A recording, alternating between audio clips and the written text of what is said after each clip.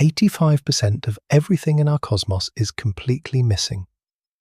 If you look up at the night sky, every single star, every swirling spiral galaxy, every glowing nebula, and every speck of cosmic dust you see is just a tiny fraction of reality. In fact, all the physical things we can touch, measure, and observe, from the device you are holding right now to the most massive stars in the heavens, account for a mere 5% of the universe. The rest is wrapped in absolute impenetrable shadows. We are living in a cosmic illusion, drifting through a vast invisible ocean of something we cannot see, cannot touch, and cannot even comprehend. Scientists call this phantom component dark matter. It does not reflect light, it does not emit radiation, and it does not absorb energy. Yet its gravitational grip holds entire galaxies together. Without this ghost-like scaffolding, the universe as we know it would literally tear itself apart. Today, we will explore what dark matter really is, how we know it exists, and the extreme lengths humanity is going to in order to find it. Before we dive into the deepest mysteries of the cosmos, please take a moment to hit the like button and subscribe to the channel if you want to join us on more scientific journeys. And as we begin, please leave a comment down below, letting us know where in the world and at what exact time you are watching this right now. To understand how we arrived at this mind-bending crossroads, we have to look back at the history of cosmic motion. The story of dark matter does not begin with high-tech space telescopes or underground particle detectors. It begins with a simple, elegant law of nature that has guided humanity for centuries, which is gravity. For hundreds of years, our understanding of the universe was built on the foundation laid by Sir Isaac Newton, and later refined by Albert Einstein. Newton showed us that every object with mass exerts an invisible pull on every other object. The strength of this pull depends on two factors: how heavy the objects are and how far apart they are. In our own solar system, this law operates with absolute clockwork precision. The Sun contains more than 99% of all the mass in the solar system, which means it is the undisputed master of gravity in our cosmic neighborhood.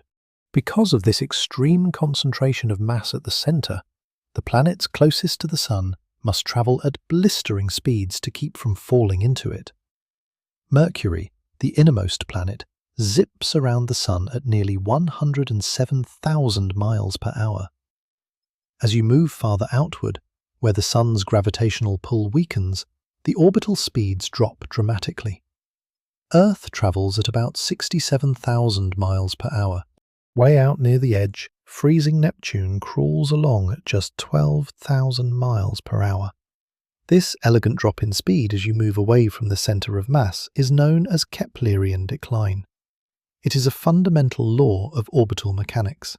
For a long time, astronomers assumed that this exact same rule would apply to everything in the universe, including giant clusters of galaxies and the galaxies themselves. After all, a galaxy is just a collection of stars, gas, and dust, orbiting a bright, dense central core. It seemed only logical that the stars at the distant outer edges of a galaxy would travel much slower than the stars crowded near the brilliant center. But when astronomers finally began to measure the actual speeds of these distant cosmic objects, they did not find a gentle, predictable drop-off. Instead, they found a violent, inexplicable defiance of physical law.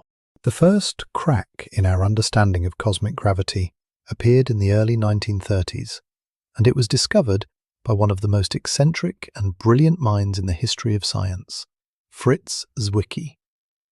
Zwicky was a Swiss-American astrophysicist working at the California Institute of Technology. He was infamous for his abrasive personality, often calling his colleagues spherical bastards, because, as he explained, they were bastards no matter which way you looked at them. But despite his difficult nature, Zwicky possessed an uncanny ability to see things others missed. In 1933, Zwicky turned his telescope toward a colossal structure known as the Coma cluster. This is a massive group of more than 1,000 galaxies, located over 300 million light-years from Earth. These galaxies are bound together by their mutual gravity, constantly swarming around each other like a hive of cosmic bees. Zwicky wanted to calculate the total mass of this cluster. He did this using two entirely different methods. First, he measured the brightness of the cluster. By estimating how much light the galaxies emitted, he could calculate how many stars they contained, and therefore how much they must weigh. This is known as the luminous mass. Second, Zwicky used a mathematical tool called the virial theorem to analyze the motion of the galaxies. By measuring the Doppler shift of the light coming from individual galaxies, he could determine how fast they were moving relative to one another. Once he knew their speeds, he could calculate how much gravity, and therefore how much total mass, was required to keep those galaxies from flying apart into the emptiness of space. This is known as the dynamical mass. When Zwicky compared the results of these two calculations, he was absolutely stunned. The galaxies inside the Coma cluster were moving at speeds of hundreds of miles per second. They were moving so fast that, according to the laws of Newtonian gravity, the visible mass of the stars inside the galaxies was not even close to being heavy enough to hold them together. The Coma cluster should have torn itself apart billions of years ago, sending its member galaxies hurtling out into deep space. According to Zwicky's calculations, the cluster needed to be at least 400 times more massive than the visible stars suggested. There had to be an enormous amount of invisible matter filling the space between the galaxies, providing the extra gravitational glue needed to hold the cluster together. Zwicky published his findings and coined the term dunkle Materie in German, which translates directly to dark matter. Unfortunately, the scientific community of the 1930s was not ready for such a radical idea. Zwicky was considered too wild, too speculative, and too combative. His groundbreaking paper was largely ignored, dismissed as a bizarre mathematical anomaly or a miscalculation.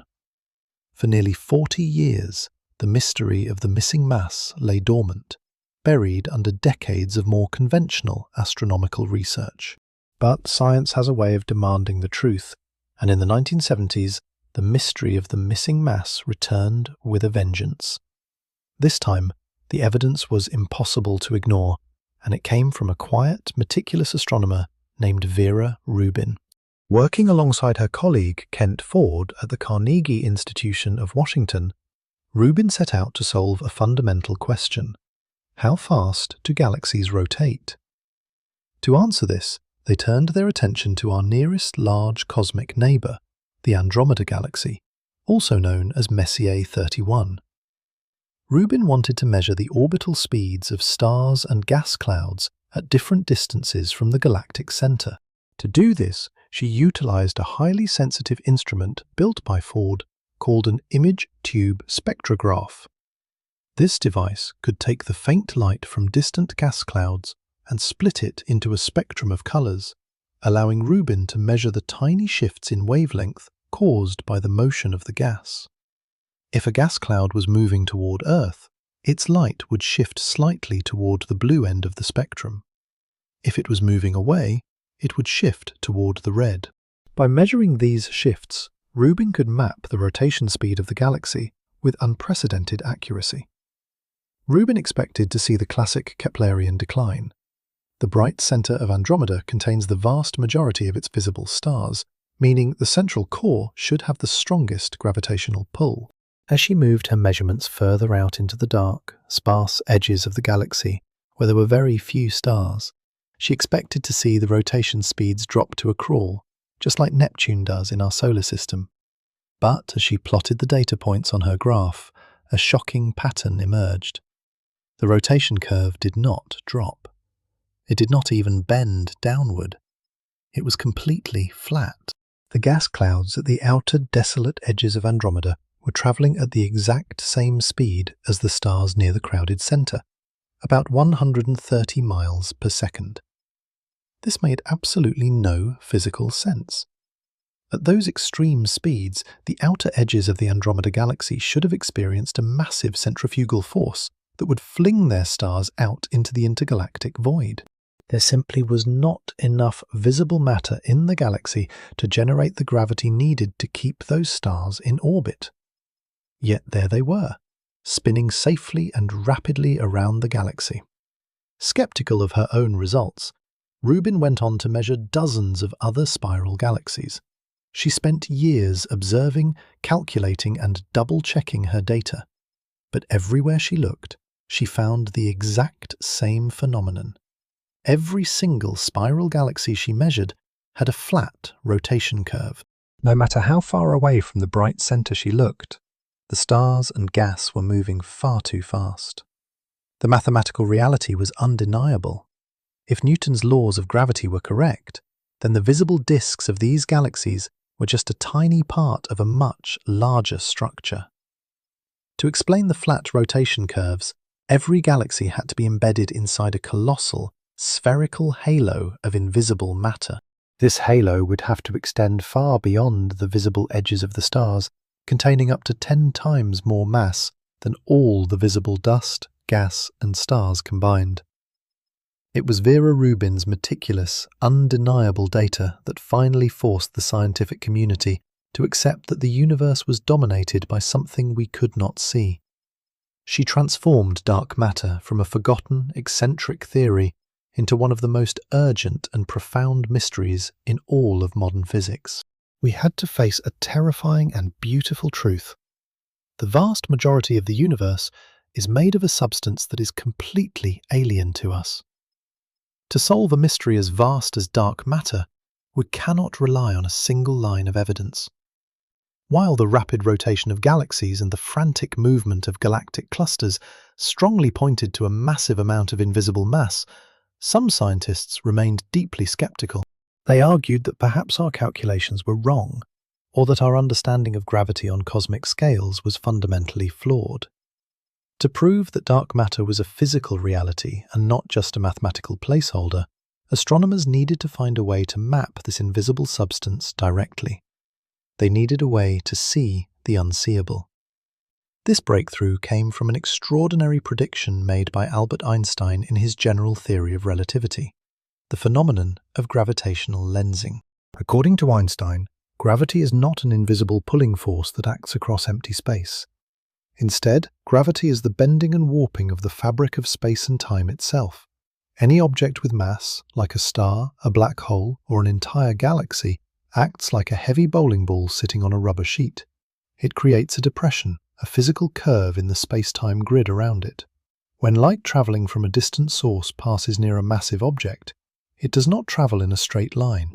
Instead, it is forced to follow the curved contour of space created by that mass. In other words, gravity can bend light.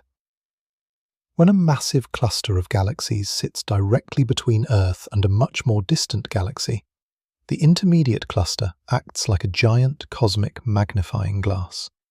It bends, distorts, and magnifies the light from the background galaxy, turning a single point of light into stretched arcs, multiple copies, or even a perfect luminous ring known as an Einstein ring. By analyzing these distorted, warped images of distant galaxies, astrophysicists can work backward.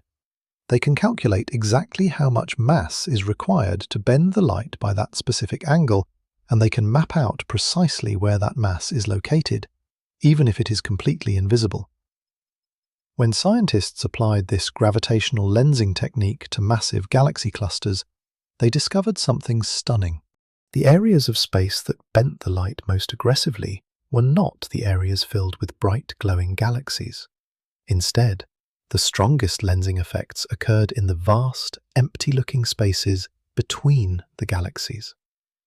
The gravitational maps created by lensing revealed that galaxies are merely tiny islands floating in a massive, invisible ocean of dark matter. This was the first time scientists could actually see the shape and distribution of dark matter, mapped out by the warped paths of starlight travelling across billions of light years. But the ultimate, definitive proof of dark matter's physical existence, what many physicists call the smoking gun, came in 2004 with the observation of a cosmic cataclysm known as the Bullet Cluster. Located nearly 4 billion light-years from Earth, the Bullet Cluster is actually two massive clusters of galaxies that recently collided, passing straight through one another at a staggering speed of millions of miles per hour. When clusters of galaxies collide, three main components are involved. First, there are the individual galaxies themselves, which are mostly empty space filled with stars. Because stars are very small compared to the vast distances between them, the galaxies pass right through each other during a collision without ever colliding, like two sparse swarms of dust motes passing through a room. Second, there is the intergalactic gas. This gas is hot, normal matter, and it makes up the vast majority of all the normal, visible matter in a cluster. When the gas clouds from the two colliding clusters hit each other, they experience immense electromagnetic friction. They slow down, heat up to millions of degrees, and release powerful X-ray radiation. Third, there is the dark matter, which is hypothesized to be collisionless, meaning it does not interact through electromagnetism and only responds to gravity. Using the Chandra X-ray Observatory, astronomers captured stunning high-energy images of this cosmic pileup. The X-rays revealed that the hot gas, coloured pink in scientific visualizations, had been severely slowed down by the collision, piling up in the centre of the impact zone like a cosmic traffic jam. Next, astronomers used gravitational lensing to map out where the actual mass of the collision was located. If there were no dark matter, the mass should have been concentrated exactly where the hot gas was, because gas makes up more than 80% of the normal matter in these clusters. But the lensing map, coloured blue in visualizations, revealed a shocking separation. The vast majority of the mass had not slowed down at all. It had passed clean through the collision alongside the galaxies, leaving the hot gas far behind in the centre. The invisible mass had behaved exactly as predicted for dark matter. It was completely collisionless, passing through the other cluster's dark matter without any friction or drag. The Bullet Cluster proved beyond any shadow of a doubt that dark matter is a real, physical substance that can be physically separated from normal baryonic matter. It was a historic triumph for astrophysics. While the Bullet Cluster provided a spectacular, local proof of dark matter, an even deeper and more ancient confirmation was found by looking at the very beginning of time itself. This is the cosmic microwave background, or the CMB. The CMB is the oldest light in the universe, emitted just 380,000 years after the Big Bang.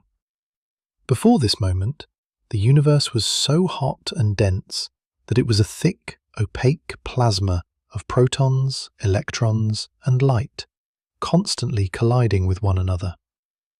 As the universe expanded and cooled, these particles finally combined to form the first neutral hydrogen atoms, allowing the trapped light to escape and travel freely through space for the first time. Today, that ancient light has stretched into the microwave spectrum, filling the entire sky with a faint, uniform glow. When sensitive space telescopes, such as the Wilkinson Microwave Anisotropy Probe and the Planck satellite, mapped this ancient light with extreme precision, they did not find a perfectly smooth glow. Instead, they discovered tiny, microscopic fluctuations in temperature, measuring just fractions of a degree. These temperature fluctuations are the imprints of primordial sound waves that rippled through the hot plasma of the early universe. At that early stage, a massive cosmic tug-of-war was taking place. Normal matter was pulled inward by its own gravity, but as it grew dense and hot, the pressure of the light trapped inside it pushed it back outward. This constant cycle of compression and expansion created acoustic oscillations, essentially sound waves, which left a pattern of hot and cold spots in the CMB. However, dark matter behaved very differently. Because dark matter does not interact with light, it felt the inward pull of gravity, but did not experience the outward push of radiation pressure. It simply began to clump together under its own gravity, forming deep gravitational wells. When scientists analyzed the power spectrum of the CMB, which is a mathematical breakdown of the sizes and strengths of these hot and cold spots, they found a distinct, unmistakable signature. The peaks and troughs of the CMB data could only be explained if the early universe was composed of exactly 5% normal matter, 27% dark matter, and 68% dark energy. The math was incredibly precise. Without dark matter to create the initial gravitational wells before the CMB was released, the normal matter would have expanded too quickly, and the universe would have remained a smooth, featureless mist of gas. No stars, no galaxies, and no life would have ever had the chance to form. The cosmic microwave background serves as an ancient, indelible fingerprint, proving that dark matter was not only present at the birth of our universe, but was the essential architect that allowed the cosmos to grow. Once astrophysicists established that dark matter was a real, physical substance dominating the cosmos, the ultimate question shifted from where it was to what it was. We had mapped its massive gravitational influence across cosmic scales, but we had no idea what kind of particle could actually produce such a bizarre set of characteristics. This mystery brought together two completely different fields of science: cosmology, the study of the universe on the largest possible scales, and particle physics, the study of nature at its most fundamental, microscopic level. To fit all our astronomical observations, the hypothetical dark matter particle had to meet very strict criteria. It had to be heavy enough to exert massive gravity, completely stable so that it would not decay over billions of years, and virtually invisible, meaning it could not possess an electric charge. This lack of charge meant it would never interact with electromagnetic forces, allowing it to pass through light, stars, and even our own bodies without leaving a trace. For decades, the leading candidate to fulfill these exact requirements has been a class of theoretical particles known as WIMPs, which stands for Weakly Interacting Massive Particles. The beauty of the WIMP hypothesis lies in its simplicity and its deep connection to the history of our universe. According to the standard model of cosmology, during the extremely hot and dense first moments of the Big Bang, all kinds of exotic particles were constantly being created and destroyed through high-energy collisions. As the universe rapidly expanded and cooled, these reactions slowed down, and the total abundance of these particles became frozen in place. When physicists calculated how many WIMPs would naturally survive this freezing process, they arrived at a number that perfectly matched the exact abundance of dark matter we observe in the universe today. This incredible mathematical coincidence is known among physicists as the WIMP miracle.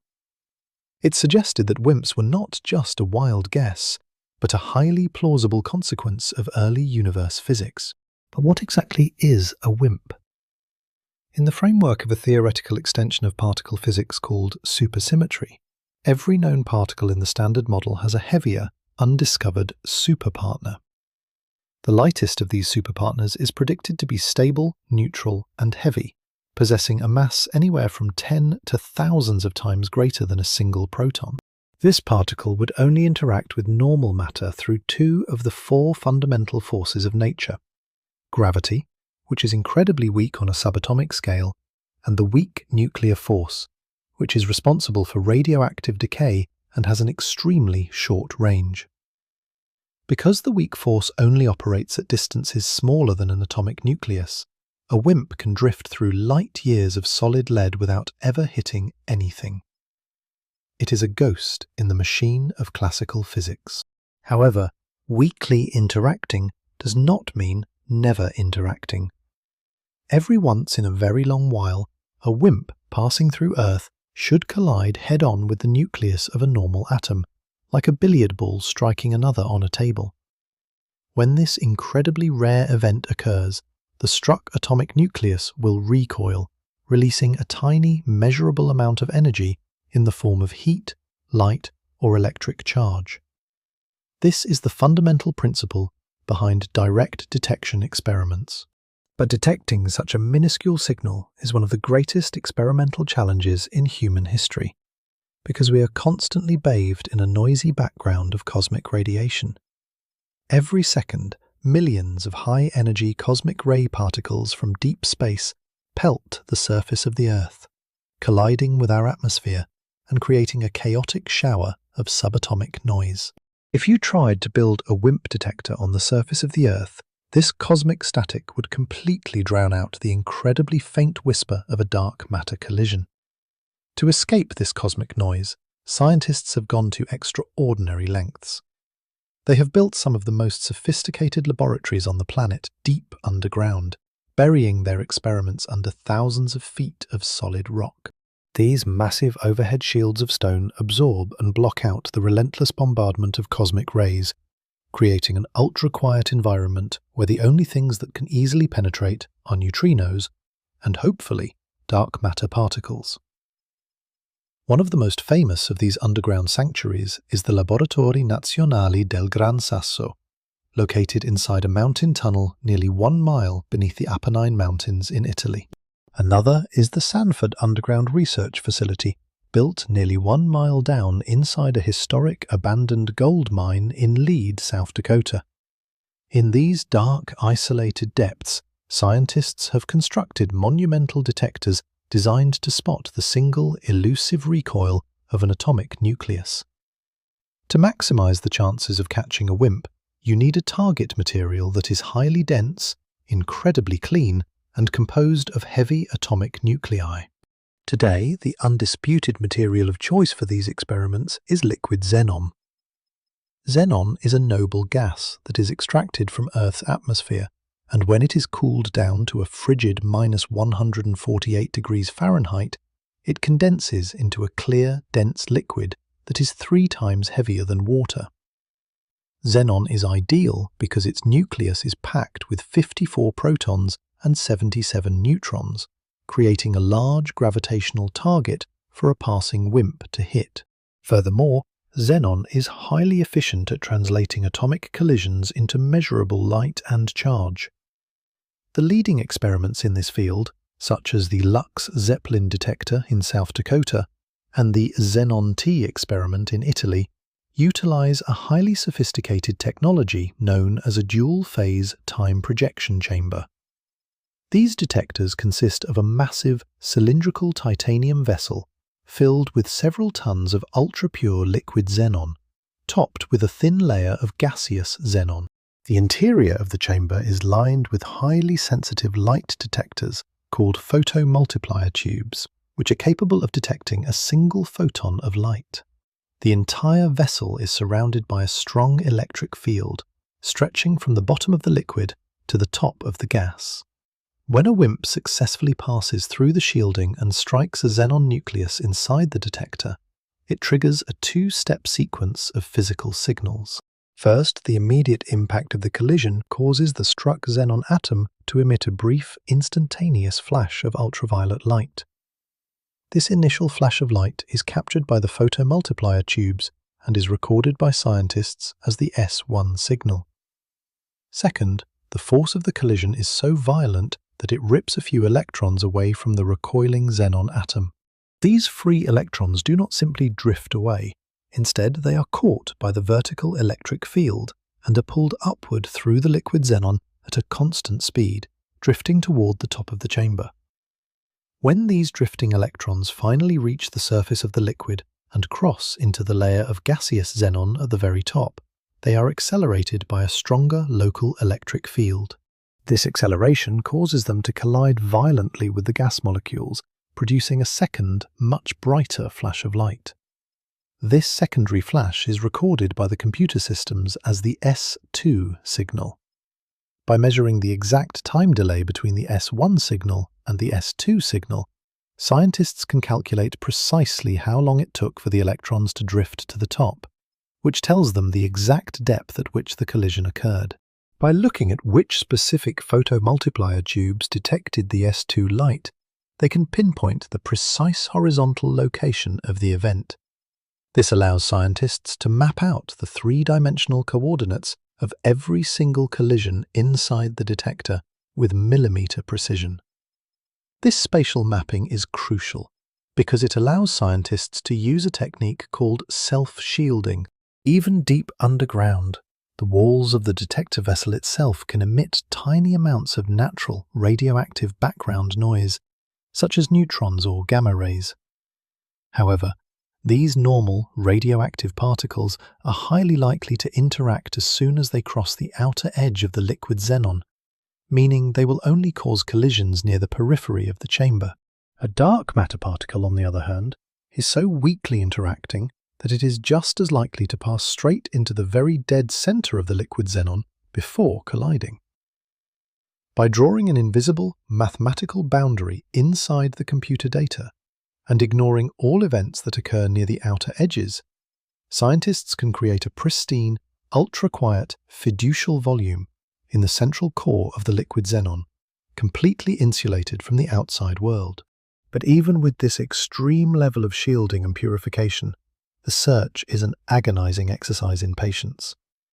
To distinguish a potential WIMP from the remaining background particles, scientists must analyze the ratio of the S1 and S2 signals. When a normal background particle, like a gamma ray or an electron, enters the detector, it interacts primarily with the outer electrons of the xenon atoms. This produces a relatively large S2 signal compared to its S1 signal. But when a WIMP or a neutron strikes the actual heavy nucleus of a xenon atom, it produces a much smaller S2 signal relative to its S1 signal. This distinct signature allows physicists to separate electron recoils from nuclear recoils with near-perfect accuracy. Despite running these massive multi-ton liquid xenon experiments for years, we have not yet detected a single definitive WIMP signal.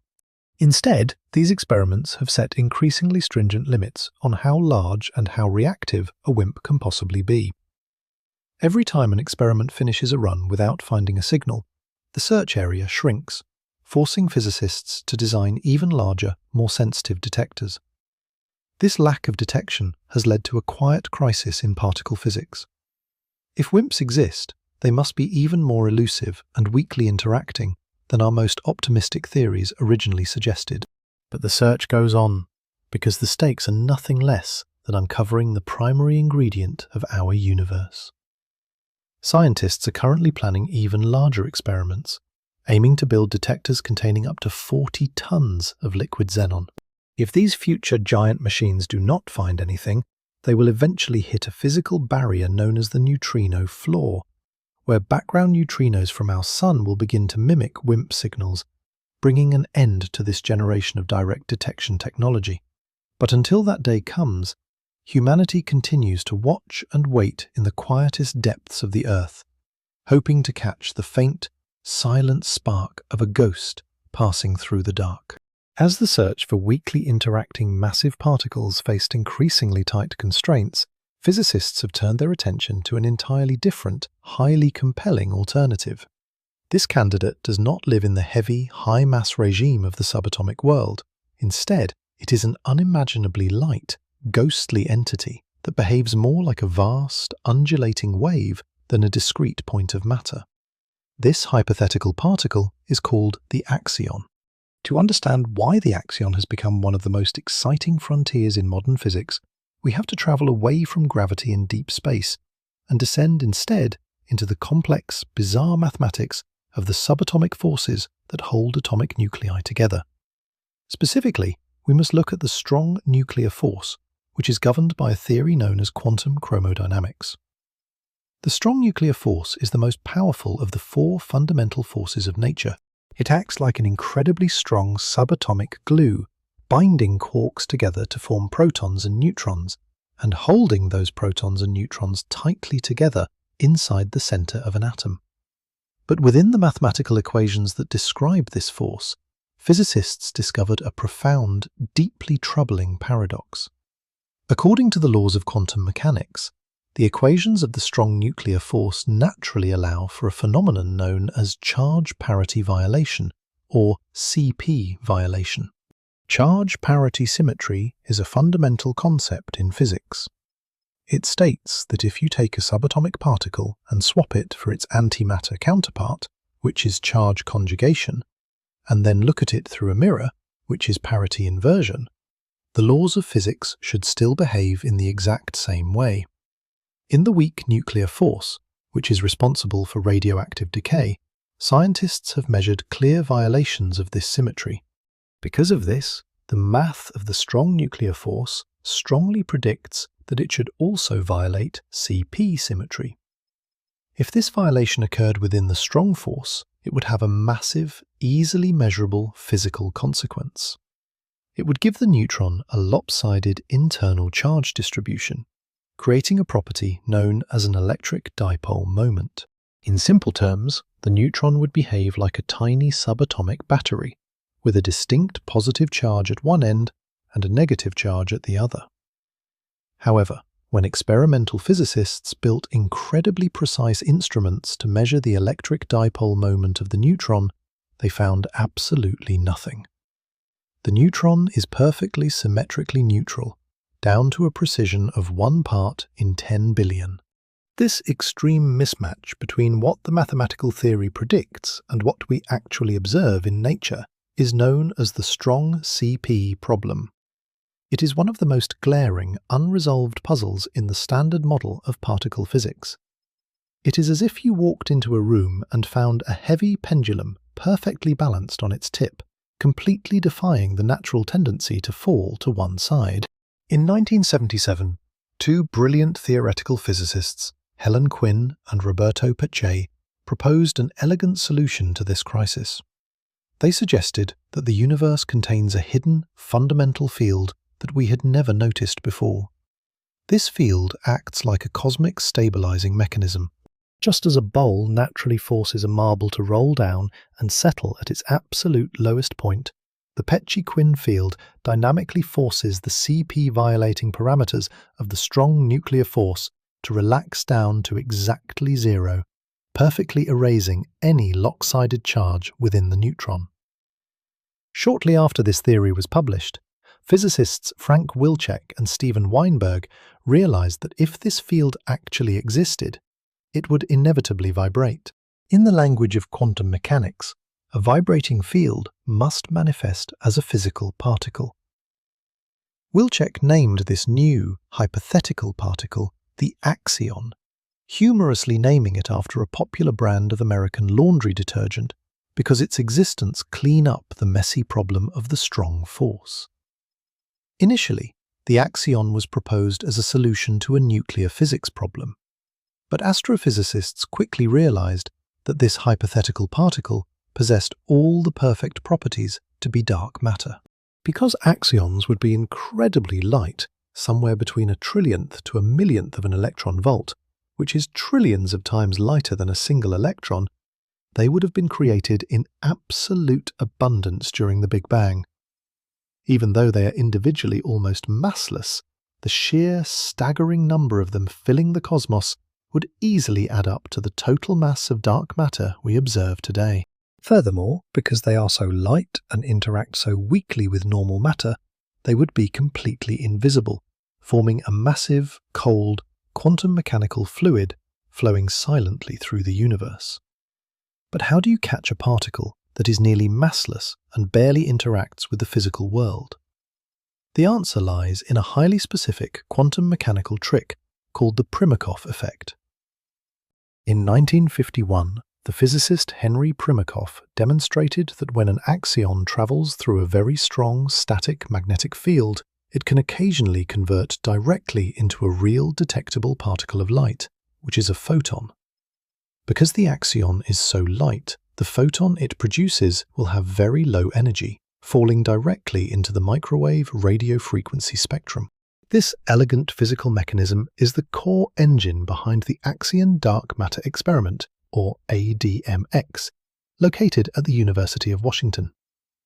Rather than burying their experiment deep underground inside a mine like the WIMP hunters, the scientists of ADMX have built an ultra-sensitive radio receiver designed to tune into the silent, invisible whispers of the cosmic Axion wind. The heart of the ADMX experiment is a massive, superconducting magnet that produces a magnetic field of about 8 Tesla, which is roughly 160,000 times stronger than the magnetic field of the Earth. Suspended directly inside the center of this immense magnetic field is a highly polished, hollow cylindrical container made of pure copper known as a microwave resonant cavity. If the Earth is drifting through a vast halo of dark matter axions, some of these ghostly particles will constantly pass straight through the laboratory walls, entering the magnetic chamber. As they pass through the intense magnetic field, a tiny fraction of them will convert into microwave photons. However, because these converted photons are incredibly faint, they would normally be impossible to detect against the background thermal noise of the universe. To solve this, the ADMX team uses a dual strategy. First, they cool the entire apparatus down to a frigid fraction of a degree above absolute zero, making it colder than deep space. This extreme cooling suppresses the random thermal vibrations of the copper atoms, silencing the electronic noise inside the chamber. Second, they use the resonant cavity itself. Inside the cavity is a set of adjustable tuning rods made of copper and alumina. By slowly moving these rods back and forth, scientists can change the physical shape of the empty space inside the cylinder, adjusting its electromagnetic resonance frequency. This process is exactly like slowly turning the dial on an old analog radio. If the resonant frequency of the copper cavity matches the exact mass energy of the passing axions, the newly created microwave photons will begin to bounce back and forth, building up and resonating inside the chamber like a clean musical note inside a physical instrument. This resonance amplifies the faint signal by a factor of tens of thousands, allowing it to be picked up by ultra-sensitive, quantum-limited amplifiers called superconducting quantum interference devices. The experimental process of ADMX is a slow, methodical journey of scanning through the radio dial of the universe, kilohertz by kilohertz. If they tune the cavity to the correct frequency, they will suddenly see a sharp, narrow spike in the power spectrum, indicating that they have successfully converted a dark matter axion into a real microwave signal. If they find this signal, it will immediately solve two of the greatest mysteries in modern science at the exact same time. It will prove what dark matter is, and it will explain why the strong nuclear force behaves so perfectly. For years, ADMX has been systematically sweeping through the most promising mass ranges for the axion, continually refining its sensitivity. The experiment has reached such an extraordinary level of precision that it is now actively scanning the highly prized region of parameter space predicted by the most robust theoretical models of the Pesce-Quinn symmetry. The hunt has grown so intense that scientists around the world are building new, complementary experiments to search other frequency bands.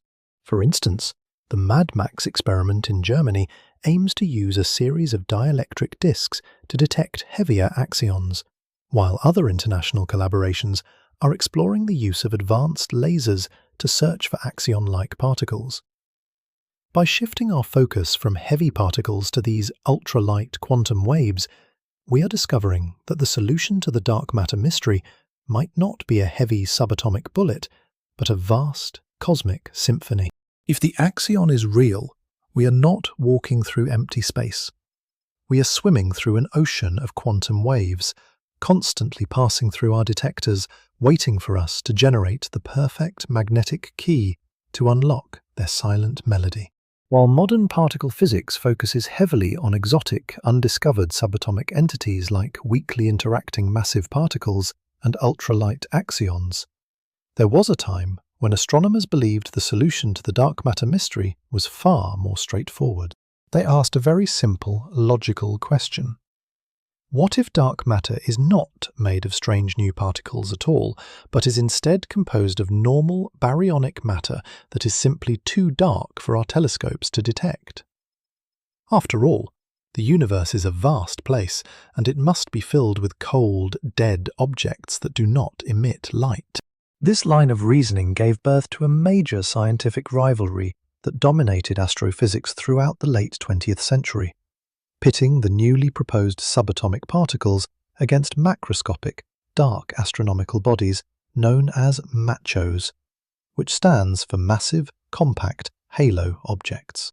A MACHO is any large, dense object made of ordinary baryonic matter, the same kind of matter that makes up you, me, and the planets. that drifts through the outer halos of galaxies without emitting significant electromagnetic radiation. This category includes brown dwarfs, which are failed stars that never grew massive enough to ignite nuclear fusion in their cores. Extremely old, cold white dwarfs, neutron stars, and even stray, free-floating planets that have been ejected from their parent solar systems. Because these objects are cold and dark, normal optical telescopes cannot spot them against the black background of space. If millions of these dark bodies were orbiting in a massive swarm around our galaxy, they could easily provide the missing gravitational pull needed to explain the flat galactic rotation curves discovered by Vera Rubin. To test this elegant, non-exotic hypothesis, astronomers had to find a way to detect dark macroscopic objects passing through the outer reaches of our galaxy. Since these objects do not emit light, scientists turned once again to the gravitational warping of space-time. If a MACHO drifting through the Milky Way's halo passes directly in front of a distant bright star located in a neighbouring galaxy, such as the Large Magellanic Cloud, its gravity will act as a tiny gravitational lens. Unlike the massive gravitational lensing caused by entire clusters of galaxies, this local event is called gravitational microlensing. Because the MACHO is relatively small, it does not create multiple separate images of the background star. Instead, its gravity bends the light rays and focuses them toward Earth, causing the background star to temporarily and gradually brighten over the course of several days or weeks, and then fade back to its normal intensity. In the 1990s, several international collaborations, including the MACHO project and the EROS experiment, began systematically monitoring millions of stars in the Large Magellanic Cloud night after night. They were searching for these rare, characteristic, symmetric spikes in brightness that would reveal a hidden population of dark, wandering bodies. The mathematical models were clear. If MACHOs made up the entirety of our galaxy's dark matter halo, astronomers should detect dozens of these microlensing events every year. But when the long-term data were finally collected and analysed, the results were a major disappointment for the proponents of ordinary baryonic dark matter. The telescopes detected only a tiny handful of microlensing events. The statistical analysis proved that MACHOs could account for, at most, a mere fraction of the total dark matter mass in our galactic halo. The vast majority of the missing mass was still completely unaccounted for. This empirical failure, combined with the precise cosmic calculations from the cosmic microwave background, which proved that the total amount of baryonic matter in the universe is strictly limited to about 5%, pushed the MACHO hypothesis into the margins of scientific consensus. It seemed that dark matter had to be non-baryonic. However, just as the idea of macroscopic dark matter seemed to be dead, an extraordinary new discovery breathed new life into a highly exotic variation of the theory. In September of 2015, the Laser Interferometer Gravitational Wave Observatory, known as LIGO, made history by detecting gravitational waves, tiny ripples in the fabric of space-time itself, generated by the violent merger of two massive black holes over 1 billion light-years away. When physicists analysed the data from this historic detection, they noticed something highly unusual about the black holes involved. They were heavy, measuring 36 and 29 times the mass of our Sun. In the classical models of stellar evolution, it is incredibly difficult for a dying star to collapse into a black hole of this specific, intermediate mass range. This surprising discovery led theorists to revisit a radical idea first proposed by the legendary physicist Stephen Hawking in 1971, the existence of primordial black holes. Unlike stellar mass black holes, which are born when massive stars run out of fuel and collapse under their own gravity, primordial black holes are hypothesized to have formed in the first fraction of a second after the Big Bang. At that early epoch, the universe was not smooth. It was an incredibly hot, chaotic, and dense soup of energy, experiencing rapid cosmic inflation. If certain localized regions of the early universe had slightly higher densities than average, The sheer, crushing pressure of the surrounding space could have collapsed these dense pockets directly into black holes, completely bypassing the need for stars. Depending on when they formed, primordial black holes could theoretically exist in any size. They could be as small as a single grain of sand, as massive as an entire planet, or as heavy as dozens of suns. Because these black holes formed before the first atomic nuclei assembled during Big Bang nucleosynthesis, they are classified as non-baryonic matter. This allows them to bypass the strict baryonic mass limits imposed by the cosmic microwave background, making them a perfectly viable candidate for dark matter. The physical characteristics of primordial black holes fit the description of dark matter beautifully. They are completely black, they emit no light, they are incredibly stable over cosmic timescales, and they interact with the rest of the universe purely through their immense gravitational pull. If the universe is populated by a vast, invisible network of these ancient, substellar black holes, they would naturally cluster around galaxies, generating the extra gravity we observe without requiring any new, undiscovered subatomic particles. But how can we prove that primordial black holes are real, and how do we distinguish them from normal black holes? The answer lies in analyzing the mass distribution of black hole mergers detected by gravitational wave observatories. Normal stellar mass black holes have a lower limit to their mass, known as the Tolman-Oppenheimer-Volkoff limit, which is about 2 to 3 times the mass of our Sun. A stellar black hole cannot physically form below this mass because the outward pressure of degenerate neutrons will stop the gravitational collapse. Primordial black holes, however, have no such physical limits. If gravitational wave detectors like LIGO, Virgo, and CAGRA detect a merger involving an object that is only a fraction of solar mass, it would be an absolute confirmation of a primordial origin. Furthermore, astronomers are continuing to use advanced microlensing surveys to search for primordial black holes in different mass windows. While the original MACHO projects of the 1990s ruled out objects in the range of stellar masses, they left open several significant observational windows. For instance, primordial black holes with masses comparable to an asteroid or a small planet are too light to be detected by traditional microlensing, yet they are heavy enough to avoid evaporating through Hawking radiation. To search these hidden windows, scientists are using highly advanced telescopes like the Hyper Suprime Cam on the Subaru telescope in Hawaii to capture rapid, high-frequency images of millions of stars in the Andromeda galaxy, hoping to catch incredibly brief microlensing events that last only a few minutes. The debate between primordial black holes and subatomic particles represents a fundamental crossroads in our quest to understand the invisible universe. If dark matter is made of particles like WIMPs or Axions, it means the standard model of particle physics is incomplete, and we must discover entirely new fields of quantum mechanics. But if dark matter is made of primordial black holes, it means the standard model of particle physics might be perfectly fine, and the secret of the missing mass lies instead in the extreme, violent dynamics of the very first second of cosmic time. It is a stunning realization that the invisible scaffolding of our modern universe could be composed of countless ancient black holes drifting silently through the dark, holding the stars in their orbits.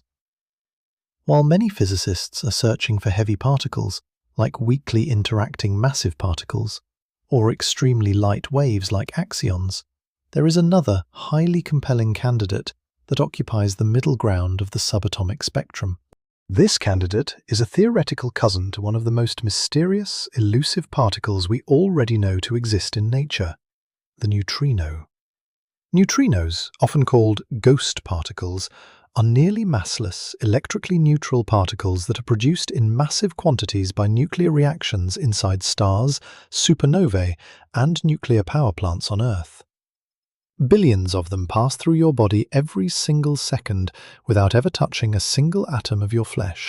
In the standard model of particle physics, there are 3 known types, or flavors, of neutrinos: the electron neutrino, the muon neutrino, and the tau neutrino.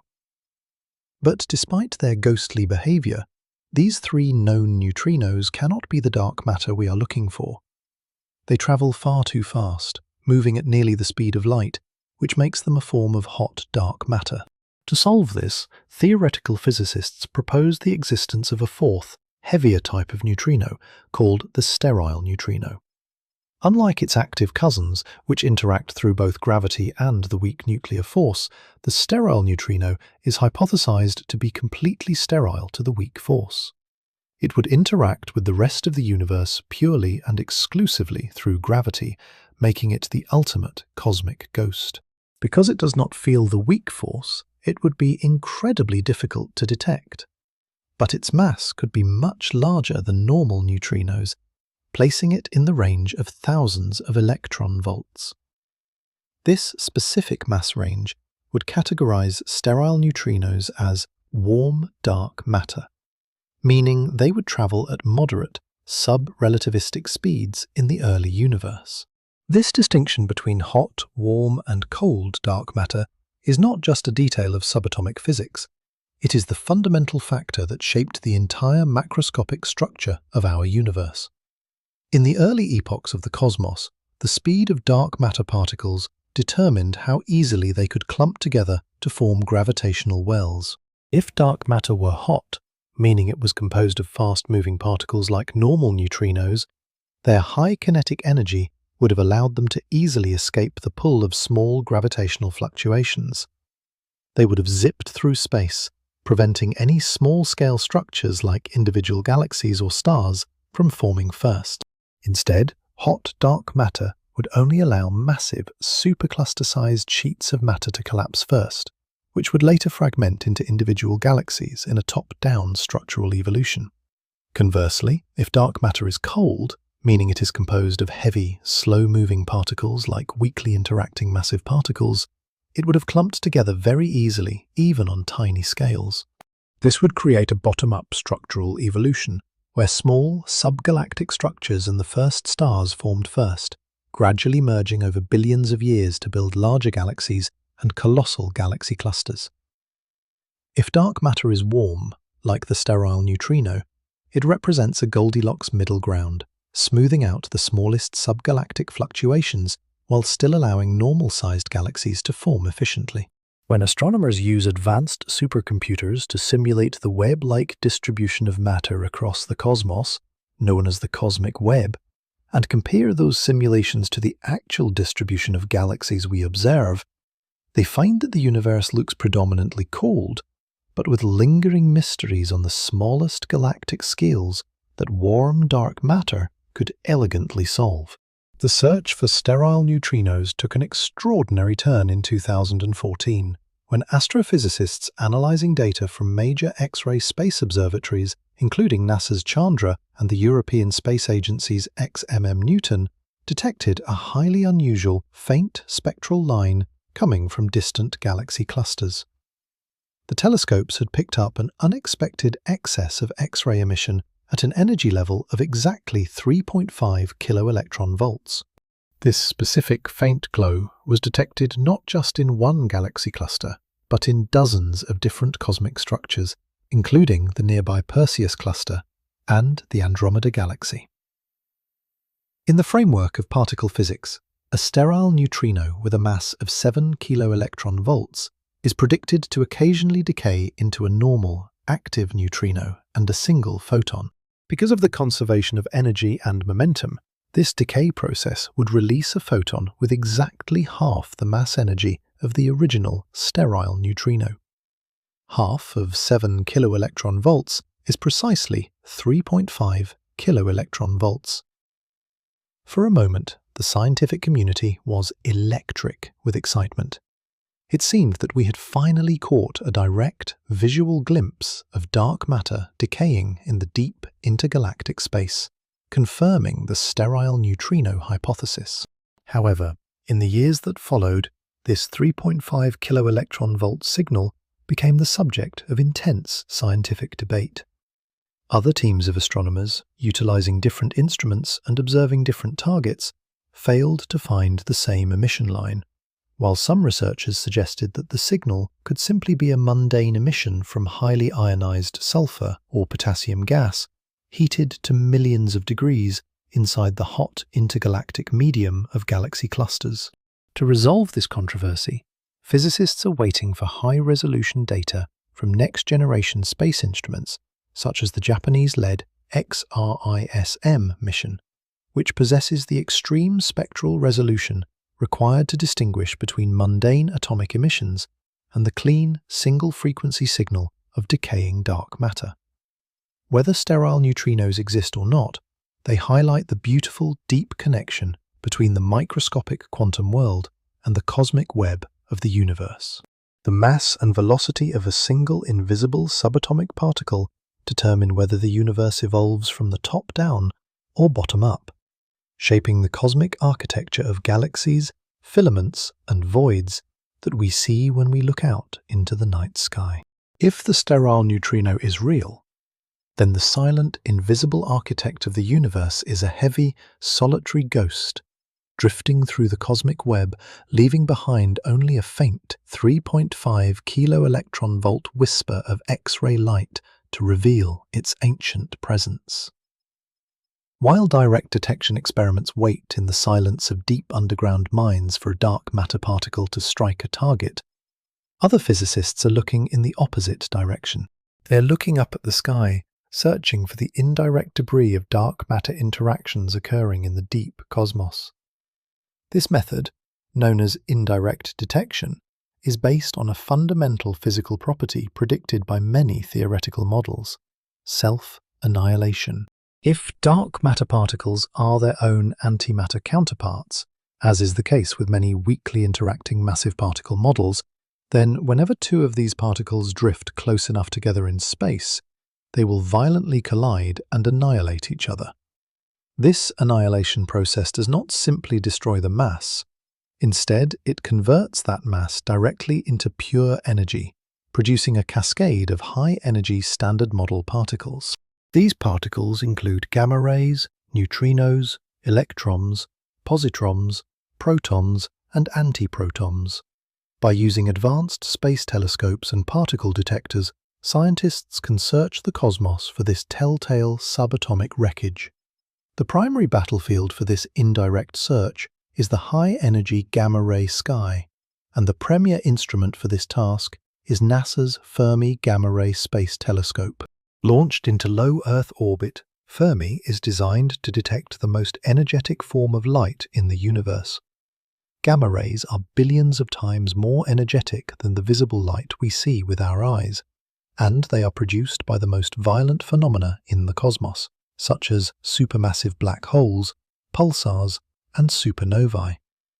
But they could also be produced by dark matter.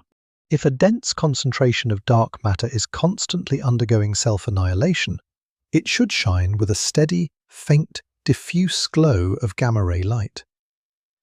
The ideal place to look for this glow is the center of our own galaxy, the Milky Way. Because the galactic center is home to a massive gravitational well, it should possess the highest density of dark matter in our cosmic neighborhood. When scientists analyzed years of data collected by Fermi's Large Area Telescope, they discovered something extraordinary: a prominent, unexplained excess of high-energy gamma rays coming from the very center of the Milky Way. This phenomenon, known as the galactic center excess, was highly symmetric and extended outward for thousands of light-years from the galactic core.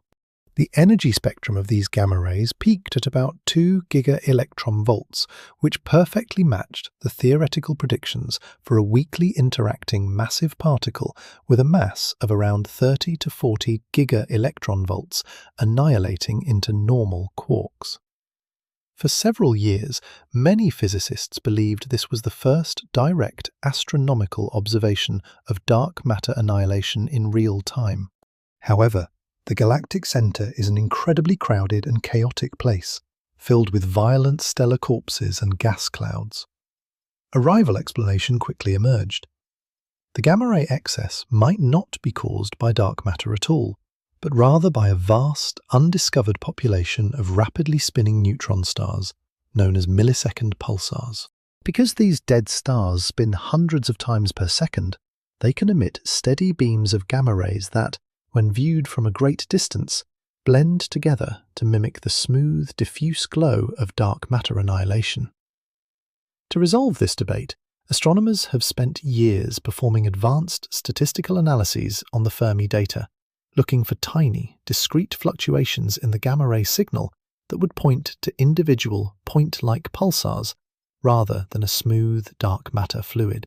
While the debate remains highly active, the galactic center excess has proven that searching for the whispers of dark matter in a noisy universe is an incredibly complex task. To find cleaner signals, scientists have turned their attention away from the messy galactic center and toward nearby dwarf spheroidal galaxies. These are tiny, ancient companion galaxies orbiting the Milky Way.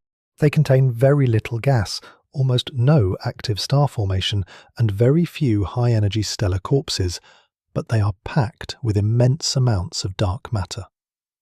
Because they are so quiet and clean, any detection of high-energy gamma rays coming from a dwarf galaxy would be an almost unambiguous signal of dark matter annihilation. While the Fermi telescope has monitored these dwarf companions for over a decade, it has not yet detected a definitive gamma ray signal, setting highly valuable upper limits on how frequently dark matter particles can annihilate. Meanwhile, another extraordinary indirect detection experiment is taking place directly on board the International Space Station. This is the Alpha Magnetic Spectrometer, or AMS-02. This massive $2 billion particle physics detector was delivered to the space station in May of 2011. AMS-02 does not look for light. Instead, it acts like a high-precision magnetic net, catching cosmic ray particles that are traveling through the vacuum of space. The instrument uses a giant, powerful, permanent magnet to bend the paths of incoming charged particles. By measuring exactly how much and in which direction the particles bend, AMS-02 can determine their electrical charge, mass, and velocity, allowing it to distinguish normal matter from antimatter with extreme precision.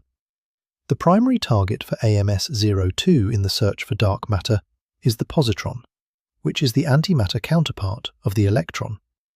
If dark matter particles are annihilating in the halo of the Milky Way, they should produce a steady stream of high-energy positrons. Normal astrophysical processes like cosmic rays colliding with interstellar gas also produce positrons, but their abundance is predicted to drop off steadily at higher energy levels. However, when the AMS-02 team analyzed their data, they confirmed a shocking anomaly first spotted by an earlier satellite. The ratio of positrons to electrons did not drop off at high energies. Instead, it experienced a dramatic, unexplained rise, peaking at energies around hundreds of giga-electron volts before dropping sharply. This surprising positron excess was a major scientific sensation. It suggested that a mysterious, high-energy source in our galactic neighborhood was actively pumping out antimatter. While a dark matter particle with a mass of about 1 tera-electron volt, or 1 TeV, could perfectly explain the shape of this positron curve, scientists had to consider a more conventional alternative: nearby pulsars. Pulsars are known to be highly efficient antimatter factories, spinning off pairs of electrons and positrons into space. To distinguish between a dark matter origin and a pulsar origin, scientists are waiting for more high-energy data from AMS-02, looking for any tiny directional anisotropy in the positron arrivals. If the positrons are coming from a single nearby pulsar, they should arrive slightly more from one direction. If they are coming from a dark matter halo, they should arrive completely uniformly from all directions. While Fermi searches for light and AMS-02 searches for charged antimatter, a third giant experiment is searching for the most elusive of all annihilation products: high-energy neutrinos. This experiment does not live in space, but is buried deep inside the pristine, crystal-clear glacial ice of the South Pole. This is the IceCube Neutrino Observatory. IceCube is a monumental detector that turns a cubic kilometre of Antarctic ice into a scientific instrument. To build this massive observatory, scientists used hot water drills to melt 86 deep, vertical holes into the ice sheet, reaching depths of nearly 1.5 miles. Inside these holes, they suspended strings containing over 5,000 optical sensors called digital optical modules. When high-energy neutrinos passing through the Earth occasionally collide with the atomic nuclei of the ice, they produce fast-moving, charged particles called muons. Because these muons travel through the ice faster than light can travel through ice, a phenomenon that does not violate the cosmic speed limit in a vacuum, they generate a faint, conical blue glow known as Cherenkov radiation. This blue glow is captured by the buried optical sensors of IceCube, allowing physicists to reconstruct the exact energy and incoming direction of the original neutrino with incredible accuracy. The connection to dark matter lies in the hearts of massive cosmic bodies. If dark matter particles are drifting through space, they will occasionally pass through the Sun or the Earth. As they do, they will collide with normal atoms, lose energy, and become gravitationally trapped inside the core of these massive bodies. Over billions of years, a massive concentration of dark matter will build up inside the center of the Sun. As the density rises, these trapped particles will begin to annihilate each other at a rapid rate. While most of the annihilation products will be completely absorbed by the dense, hot solar interior, the high-energy neutrinos produced by the reactions will pass straight through the Sun and travel across space, heading directly toward Earth. By pointing their virtual telescope toward the center of the Sun, the scientists of IceCube can search for an excess of high-energy neutrinos coming directly from our star. Because the Sun does not produce high-energy neutrinos through normal nuclear fusion, any such detection would be a spectacular, undeniable signature of dark matter annihilation. While IceCube has not yet detected a definitive signal of solar dark matter, it continues to monitor the sky, setting the world's most sensitive limits on the spin-dependent interactions between dark matter and normal protons. Through this triple assault from orbit, the space station, and the frozen wastes of the Antarctic, humanity has turned the entire planet and its surrounding space into a massive, integrated dark matter detector. We are searching the highest energies of light, the rarest forms of antimatter, and the most elusive, ghostly neutrinos, hoping that somewhere in the vast cosmic background, the violent death of a dark matter particle will finally illuminate the true nature of our invisible universe. While space telescopes scan the heavens and deep underground detectors wait for cosmic collisions, there is a third, incredibly bold approach to solving the dark matter mystery. Instead of searching for naturally occurring dark matter in the wild, what if we could manufacture it ourselves? What if we could build a machine powerful enough to forge this elusive substance right here on Earth? This is the ambitious goal of the high-energy physics community working at the European Organization for Nuclear Research, commonly known as CERN. Located deep beneath the border of France and Switzerland, near Geneva, CERN is home to the most complex and colossal scientific instrument ever constructed by humanity, the Large Hadron Collider, or the LHC. The Large Hadron Collider is a circular, underground particle accelerator measuring 17 miles in circumference. It is buried up to 570 feet beneath the surface to shield it from cosmic radiation and to prevent any environmental interference. Inside this monumental machine, scientists use a system of incredibly powerful superconducting magnets cooled with liquid helium to a temperature colder than outer space to accelerate two opposing beams of protons to nearly the speed of light.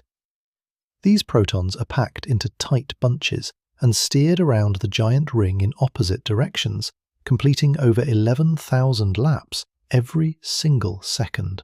At specific points along the ring, inside massive multi-story underground detector chambers like Atlas and CMS, the two beams are steered into a head-on collision. When these proton beams collide, they do not simply smash like glass. Instead, they trigger the most fundamental laws of quantum mechanics and Einstein's famous equation E equals mc squared, which states that energy and mass are two sides of the same coin. The incredible kinetic energy carried by the speeding protons is instantaneously compressed into an unimaginably hot, dense point of pure energy, replicating the extreme physical conditions that existed just a fraction of a second after the Big Bang. From this concentrated fireball of pure energy, new, highly exotic particles condense out of the vacuum, spraying outward in all directions. It is a controlled, microscopic recreation of the moment of creation. The primary objective of these high-energy collisions is to produce particles that are too heavy to exist under normal conditions on Earth. In 2012, this brute force method succeeded spectacularly with the discovery of the Higgs boson, the particle that gives all other fundamental particles their mass. Now, physicists hope the exact same mechanism will allow them to create dark matter. If the hypothetical weakly interacting massive particles, or WIMPs, are real, and if they exist within the energy range accessible by the LHC, then these violent proton-proton collisions should occasionally forge them out of the raw energy of the impact. But this expectation immediately presents a daunting, seemingly impossible experimental challenge. If a collision successfully creates a dark matter particle, how can the scientists ever hope to detect it? By its very definition, dark matter does not interact with light, electromagnetism, or the strong and weak nuclear forces. A newly created dark matter particle would pass straight through the massive, high-tech silicon trackers, calorimeters, and muon chambers of the Atlas and CMS detectors as if they were made of empty space. It would drift out of the cavern through the solid bedrock of Switzerland and escape into the atmosphere without leaving a single, direct physical trace in any of the active electronic sensors. To solve this paradox, experimental physicists rely on a fundamental, unbreakable law of classical physics, the conservation of energy and momentum. In any physical interaction, the total momentum of all the particles before the collision must exactly equal the total momentum of all the particles after the collision. Before the proton beams crash into each other, they are traveling in a straight line along the path of the accelerator ring, which means they have zero net momentum in the transverse direction, the direction perpendicular to the beamline. When the protons collide and explode into a spray of thousands of secondary particles, the detectors measure the energy, mass, and momentum of every single visible particle that flies outward. If only normal, known particles are created in the collision, their transverse momentum vectors must all add up to exactly zero, perfectly balancing each other out in a symmetric, circular pattern. But if a collision successfully creates an invisible dark matter particle, that particle will carry away a significant amount of energy and momentum in a specific transverse direction. Because the detector cannot see this escaping ghost, the computer systems will reconstruct a highly lopsided collision. When the physicists add up all the visible momentum vectors, they will find a massive, unexplained imbalance. It is as if a cherry bomb went off inside a box, and all the visible fragments flew out to the left, with absolutely nothing flying to the right. This missing transverse momentum, often referred to simply as missing energy, is the primary signature of dark matter creation at the Large Hadron Collider. To find this signal, high-performance supercomputers must analyze the raw data from 40 million collisions every single second, filtering through petabytes of data to isolate the extremely rare events that exhibit a significant momentum imbalance. However, a high-energy physicist cannot simply jump to conclusions when they spot missing energy in a collision. The standard model of particle physics already contains a known active particle that behaves in almost the exact same way, the neutrino. Neutrinos are also incredibly light, neutral, and weakly interacting, meaning they routinely escape the LHC detectors without being seen, leaving behind their own signature of missing energy. To distinguish a potential dark matter signal from this mundane neutrino background, scientists must look for highly specific, high-energy events. One of the most promising channels is the monojet search. In this scenario, a proton-proton collision produces a single, highly energetic quark or gluon that recoils violently backward, spraying a tight column of normal particles, known as a jet, in one direction, while the newly created dark matter particles recoil in the opposite direction, leaving behind a massive, empty void of missing energy. By carefully measuring the rate and energy distribution of these monojet events and comparing them to the precise mathematical predictions of the Standard Model, physicists can search for any tiny, statistically significant excess that would reveal the production of an entirely new, heavy, invisible particle. Despite over a decade of running the Large Hadron Collider at increasingly high energies and luminosities, scientists have not yet discovered a definitive, beyond the Standard Model, signal of missing energy that can be attributed to dark matter. This continued silence has forced theorists to go back to the drawing board, modifying their models and exploring new, more complex scenarios.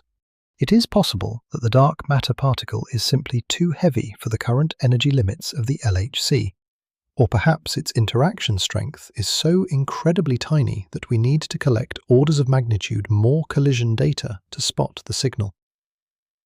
To address these possibilities, CERN is currently undergoing a massive upgrade to transform the accelerator into the high-luminosity Large Hadron Collider. This upgraded machine will dramatically increase the rate of collisions, allowing physicists to accumulate a mountain of data that could reveal extremely rare, hidden processes. The search for dark matter at CERN represents the absolute pinnacle of human engineering and scientific curiosity.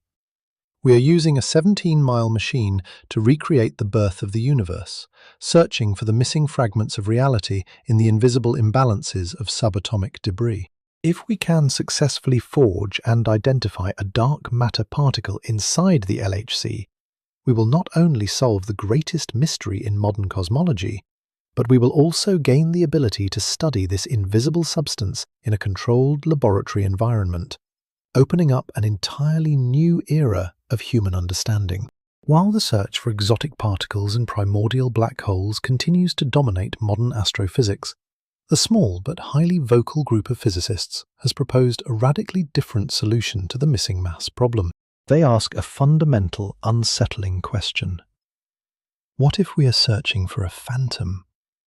What if dark matter does not actually exist at all, and the mystery of the missing mass is simply a sign that our understanding of gravity is fundamentally wrong? After all, our calculation of the universe's mass is entirely based on the assumption that the gravitational laws derived by Sir Isaac Newton and refined by Albert Einstein are universally true on all scales. But these laws were formulated and tested within the relatively small confines of our solar system. When we apply them to the vast, epic scales of galaxies and cosmic clusters, we might simply be exposing the limits of our current equations. This skepticism gave birth to alternative theories of gravity, the most prominent of which is modified Newtonian dynamics, commonly known as MOND. Proposed in 1983 by the Israeli physicist Mordechai Milgram, MOND was designed to solve the exact problem that Vera Rubin exposed, the flat rotation curves of spiral galaxies. Milgram noticed that the anomalous high speeds of stars at the outer edges of galaxies occurred under very specific physical conditions. Specifically, these stars were experiencing incredibly tiny gravitational accelerations, far weaker than anything we can measure or test inside our solar system. In our solar system, the acceleration of gravity is relatively high. For instance, the gravitational acceleration on the surface of the Earth is about 32 feet per second squared. Even the distant planet Neptune experiences a solar gravitational acceleration that is billions of times stronger than the accelerations experienced by stars at the outermost boundaries of a galaxy. Milgram suggested that Newton's second law of motion, which states that force equals mass times acceleration, only holds true when the acceleration is above a certain fundamental threshold, which he denoted as a zero. According to Mond, when the gravitational acceleration of a physical system drops below this extremely tiny threshold, approximately 1/10,000,000th of a meter per second squared, the laws of physics undergo a subtle transition. Below this critical value, the force of gravity no longer decreases with the square of the distance, as Newton's classical law dictates. Instead, the gravitational pull decays much more slowly, falling off linearly with distance. This simple, elegant modification to the laws of motion has a massive, immediate mathematical consequence. When you apply Mond to a spiral galaxy, it perfectly predicts the flat rotation curves of the outer stars without requiring a single gram of invisible dark matter. The stars at the distant edges do not fly off into the void because, at those extreme, ultra-low accelerations, the modified force of gravity is naturally stronger than classical physics predicts. For decades, Mond has been incredibly successful at explaining the dynamics of individual galaxies. With a single universal constant, Mond can mathematically reproduce the rotation profiles of hundreds of diverse, spiral, dwarf, and elliptical galaxies, often doing so with greater ease and precision than complex dark matter simulations.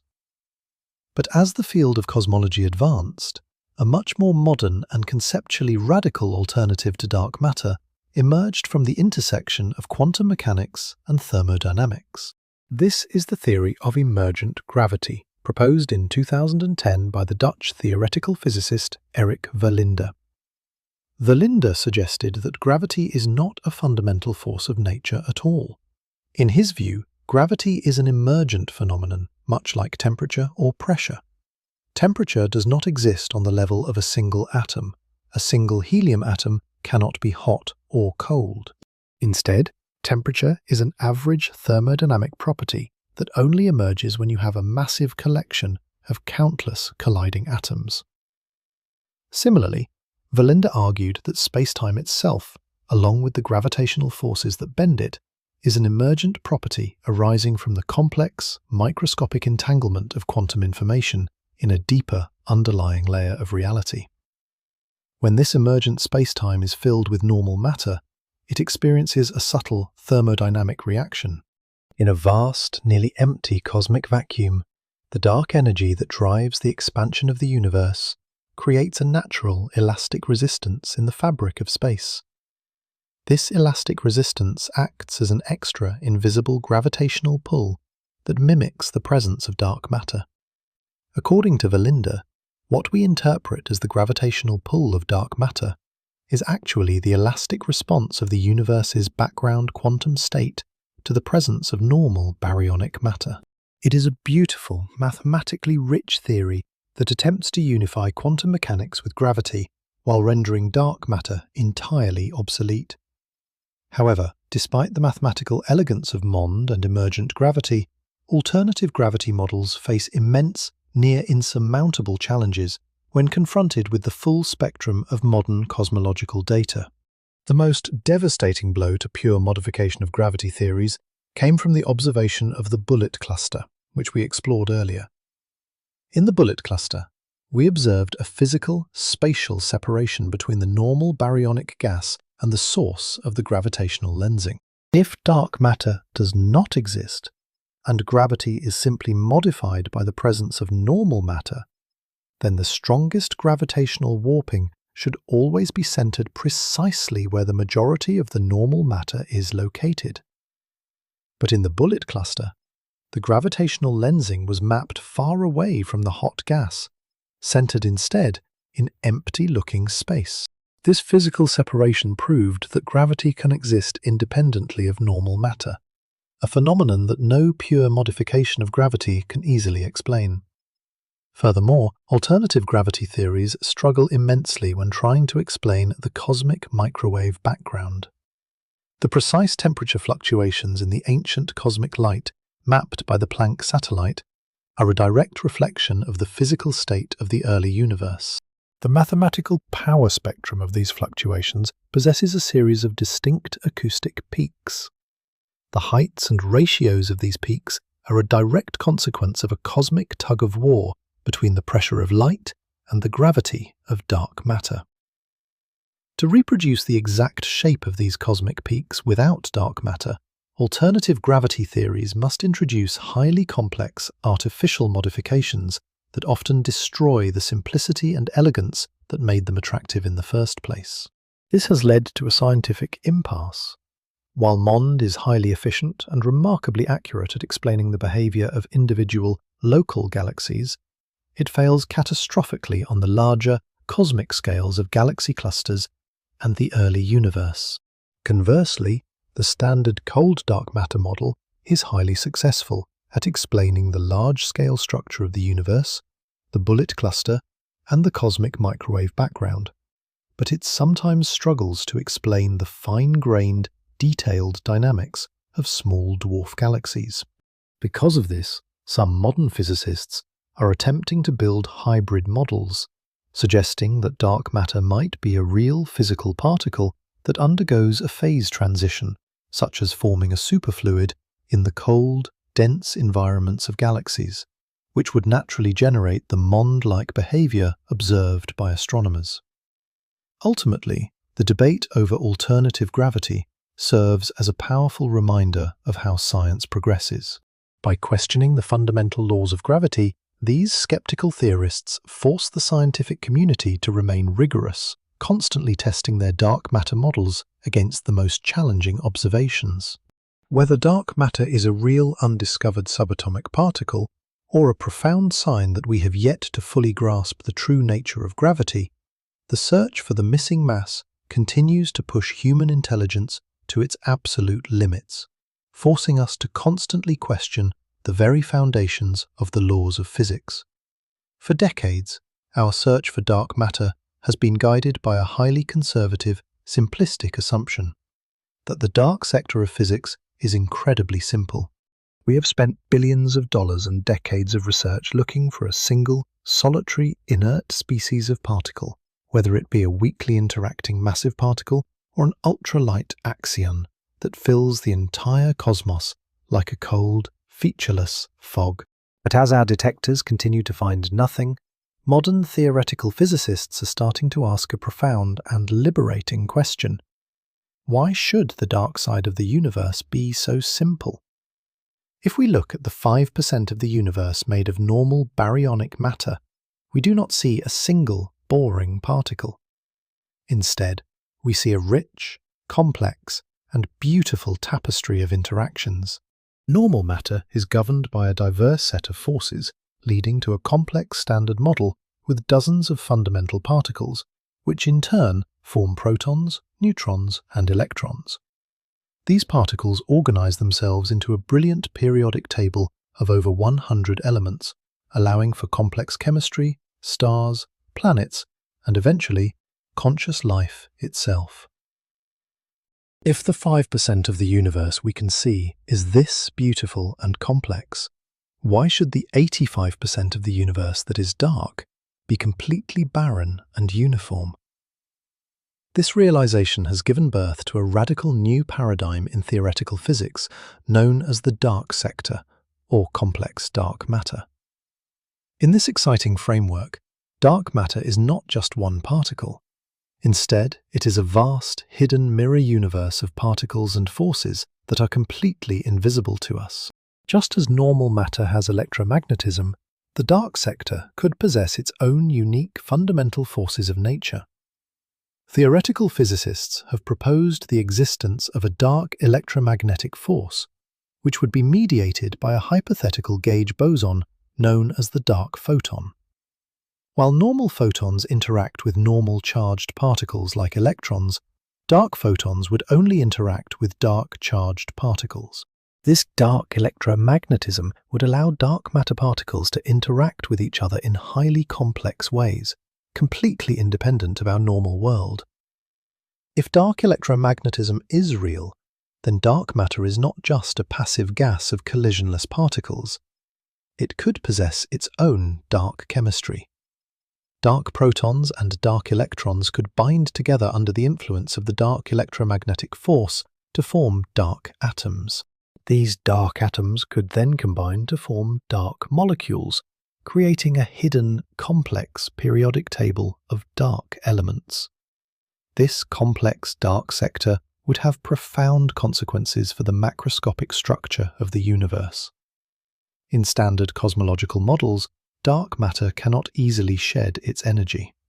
Because it does not interact with electromagnetism, it cannot emit light, meaning it cannot cool down and collapse into highly dense, compact objects like planets or stars.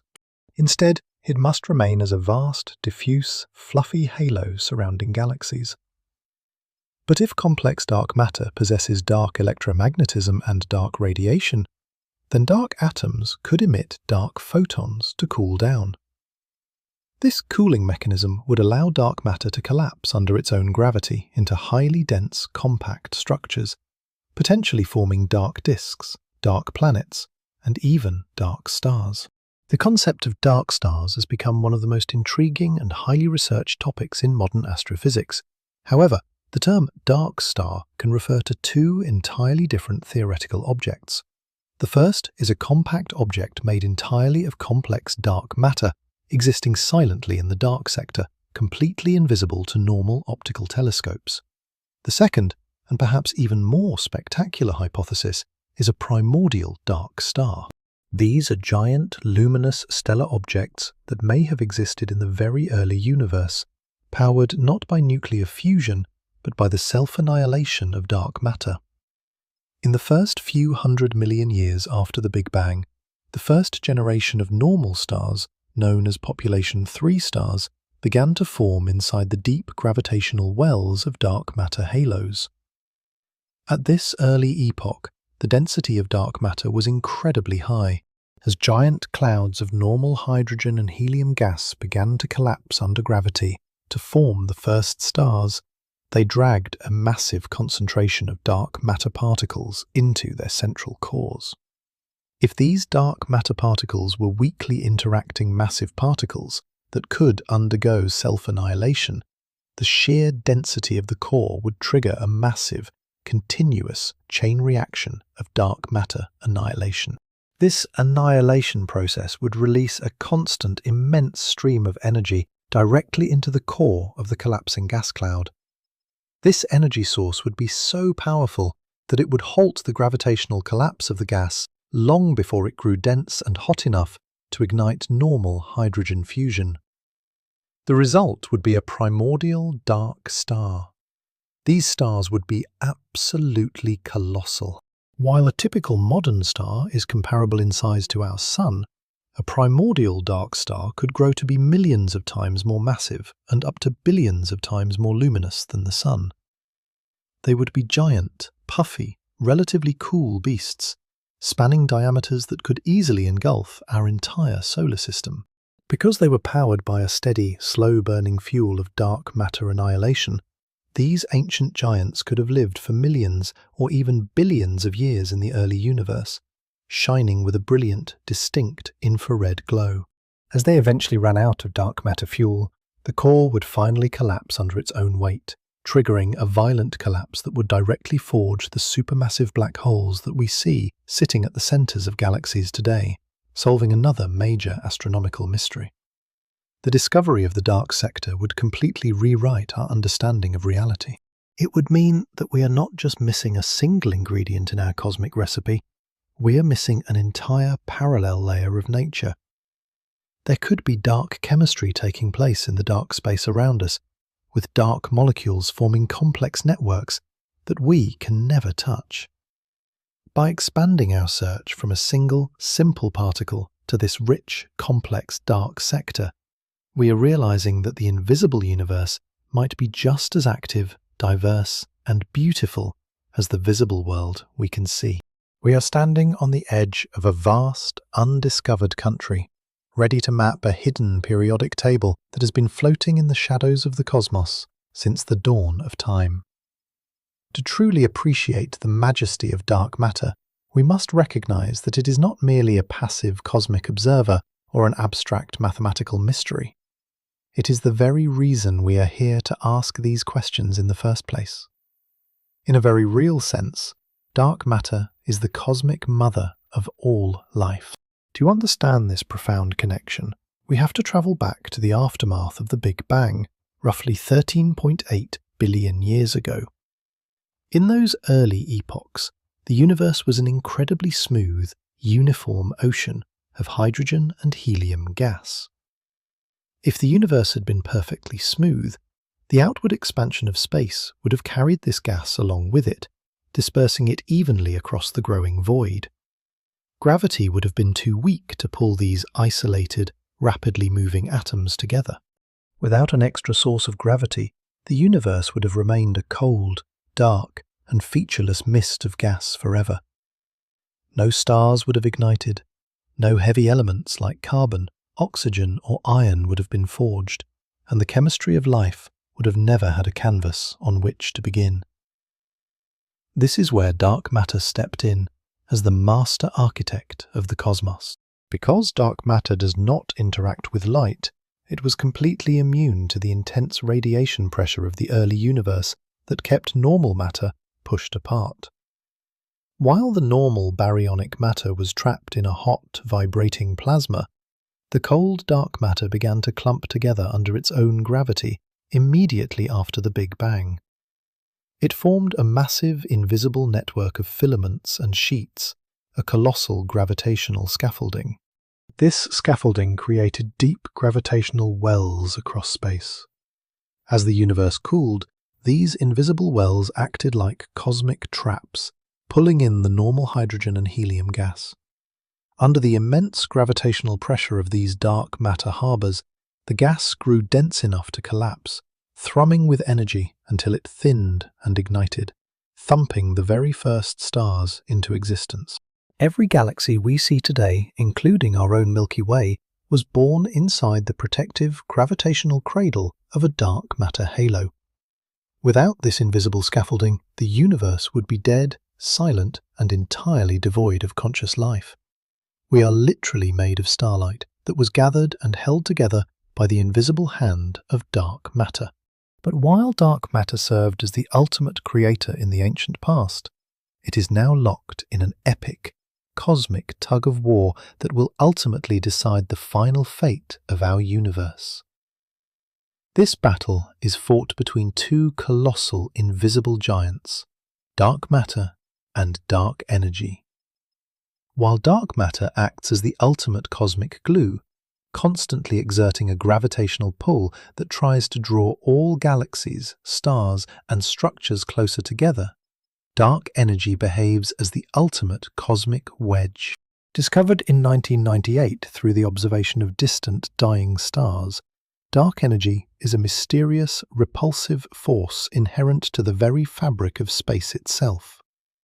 It is pushing the universe apart at an accelerating rate, forcing galaxies away from one another faster and faster with every passing second. Currently, the universe is experiencing a desperate, slow-motion struggle between these two opposing forces. For the first several billion years of cosmic history, dark matter was the dominant force. Because the universe was relatively small and dense, the gravitational pull of dark matter was strong enough to slow down the initial expansion of space, allowing magnificent structures like galaxy clusters to form. But as space continued to expand, the density of dark matter diluted, weakening its gravitational grip. Dark energy, on the other hand, is a property of space itself, meaning its strength remains constant per unit volume. As more empty space was created by the expansion, the total influence of dark energy grew. Roughly 5 billion years ago, the universe crossed a critical threshold where the pushing force of dark energy overtook the pulling force of dark matter, causing the expansion of the cosmos to shift into high gear and begin accelerating. The outcome of this cosmic tug-of-war will dictate the final chapters of reality, leading to one of 3 dramatic scenarios. If the density of dark matter is somehow higher than we currently estimate, or if the nature of dark energy changes over time, gravity could eventually halt the expansion of space. In this scenario, the gravitational pull of dark matter would reverse the motion of the cosmos, pulling all galaxies back together in a violent reverse Big Bang, known as the Big Crunch, compressing all matter and space back into a single, infinitely hot, dense point. However, if dark energy continues to dominate as it does today, the universe faces a cold, lonely end known as the Big Freeze. In this scenario, dark energy will continue to push galaxies farther and farther apart until they disappear beyond each other's cosmic horizons. Over trillions of years, the stars within individual galaxies will burn through their fuel and go dark, leaving behind cold remnants of white dwarfs, neutron stars, and black holes, drifting through an unimaginably vast, freezing, and silent void. An even more violent variation is the Big Rip. If the strength of dark energy increases over time, it will eventually overcome all other forces of nature. It will first tear apart clusters of galaxies, then individual galaxies, then stars and planets, and finally, it will rip apart the very atoms that make up our bodies, ending the universe in a final, absolute shredding of the space-time fabric. By studying the precise balance between the pulling force of dark matter and the pushing force of dark energy, cosmologists are trying to read the final pages of the universe's biography. We are living in a temporary, beautiful golden age where these two invisible giants are in a relative balance, allowing stars to shine and conscious minds to look up, marveling at the cosmic tug-of-war that created us, and that will one day destroy everything we have ever known. As we stand on the precipice of a new era in astronomy, the quest to solve the dark matter mystery is about to experience a massive technological leap forward. For decades, we have been limited by the sensitivity of our instruments, catching only fleeting hints of the invisible universe. But a new generation of sophisticated, ultra-powerful observatories is now turning its lenses toward the heavens, promising to lift the veil of cosmic silence and illuminate the dark sector of physics once and for all. This grand scientific campaign is being led by a trio of revolutionary instruments: the James Webb Space Telescope, the Nancy Grace Roman Space Telescope, and the Vera C. Rubin Observatory. Together, these machines represent a triple threat to the mysteries of the invisible cosmos, combining deep space infrared vision, wide-field dark energy surveys, and rapid, continuous sky mapping. The first member of this cosmic vanguard is the James Webb Space Telescope, which is currently operating in its quiet orbital sanctuary at the second Lagrange point, 1 million miles from Earth. With its massive gold-coated primary mirror spanning over 21 feet and its ultra-sensitive infrared instruments, this telescope is designed to peer back to the very edge of time itself. Because the expansion of the universe stretches starlight into the infrared spectrum as it travels across billions of light years, the telescope can observe the birth of the very first stars and galaxies that formed just a few 100 million years after the Big Bang. By observing these ancient, pristine cosmic structures, the telescope is providing physicists with invaluable clues about the nature of dark matter.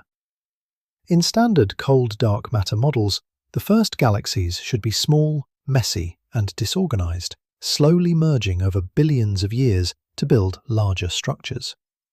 But the telescope has already stunned the scientific community by detecting highly mature, bright, and massive galaxies existing much earlier in cosmic history than anyone expected. To explain these surprising observations, theorists are actively testing whether these early galactic seeds were heated and accelerated by alternative dark matter candidates, such as primordial black holes or self-interacting dark matter. Furthermore, the telescope's extreme spatial resolution is allowing astronomers to study the distribution of dark matter within early galaxies by analyzing highly complex gravitational lensing systems, looking for the tiny, microscopic sub-halos of dark matter that are predicted to exist by particle physics models. While the James Webb Space Telescope excels at staring deeply into tiny, highly specific patches of the sky, The next major space mission is designed to capture the big picture. This is the Nancy Grace Roman Space Telescope, which is scheduled to launch into orbit in the coming years. Named after NASA's first chief astronomer, who is widely considered the mother of the Hubble Space Telescope, the Roman telescope will possess a primary mirror of the same size as Hubble, but with an infrared camera that has a field of view 100 times larger. This means a single image from the Roman telescope will capture a giant swath of the sky with the same exquisite detail and depth as the deepest Hubble images. The primary objective of the Roman telescope is to map out the distribution of dark matter and dark energy across billions of light-years of cosmic history. By performing a massive, high-precision, weak gravitational lensing survey of hundreds of millions of distant galaxies, the telescope will allow scientists to construct a highly detailed, three-dimensional map of the cosmic web. This cosmic map will reveal exactly how dark matter has clumped together over the last 10 billion years, allowing physicists to test whether the behavior of dark matter changes over cosmic timescales. Additionally, the Roman telescope will perform a massive survey of distant stellar streams, long, thin ribbons of stars that have been torn away from globular clusters by the tidal forces of our galaxy. If the dark matter halo surrounding the Milky Way is filled with tiny invisible clumps of subhalos, as predicted by cold dark matter theories, these subhalos should occasionally punch straight through the stellar streams, leaving behind characteristic, measurable gaps and distortions in the ribbons of stars. By analysing these cosmic scars, the Roman telescope could provide the first direct proof of small-scale dark matter structure. Meanwhile, a third, equally revolutionary observatory is preparing to transform our understanding of the universe from the ground. This is the Vera Rubin Observatory, located on the high, arid ridge of Cerro Pachon in Chile. Named in honor of the pioneering astronomer who provided the definitive evidence for galactic dark matter, this state-of-the-art facility features a unique wide-field telescope and the largest digital camera ever constructed for astronomy, boasting a resolution of over 3 billion pixels. Once it begins operations, the Rubin Observatory will conduct a monumental 10-year project known as the Legacy Survey of Space and Time. Every single night, the massive telescope will rapidly sweep across the entire southern sky, capturing high-resolution images of billions of stars and galaxies. By repeating this process night after night, the observatory will create a continuous, high-definition motion picture of the changing cosmos. This survey will allow scientists to detect billions of new galaxies, mapping out their spatial distribution and measuring their gravitational lensing effects with unprecedented statistical precision. The Rubin Observatory will also be highly efficient at searching for the fleeting, symmetric spikes of gravitational microlensing events, allowing astronomers to put the ultimate limits on the existence of primordial black holes and macroscopic dark matter bodies across a wide range of masses. By collecting a mountain of observational data that is orders of magnitude larger than everything humanity has gathered in the history of astronomy, the Rubin Observatory will allow cosmologists to test the limits of our gravitational equations, searching for any tiny, systematic deviations that would point to alternative gravity theories like modified Newtonian dynamics. Through this powerful combination of deep infrared space observations, massive wide-field surveys, and rapid, continuous sky mapping, the future of astrophysics is incredibly bright. We are no longer wandering blindly in the dark. We are building the ultimate scientific eyes, capable of mapping the invisible scaffolding of our universe. Whether these future observatories confirm our standard particle models or force us to embrace a radical new revolution in physics, they will bring us closer than ever before to answering the ultimate cosmic question: what is the universe really made of? Our relentless pursuit to understand dark matter has brought us to a profound philosophical realization. We are cosmic outsiders looking in. For thousands of years, humanity believed that we were the center of all creation, and that the stars and planets we saw with our eyes were the entirety of the universe. But modern science has shattered that illusion. We now know that everything we have ever loved, every mountain we have climbed, and every galaxy we have photographed is merely a beautiful glowing foam floating on top of a vast, silent, and completely invisible ocean of dark matter. This phantom substance is not just a collection of cold, distant particles. It is the silent cosmic womb that nurtured the first stars, the invisible hand that keeps our home galaxy spinning, and the primary force holding our very reality together.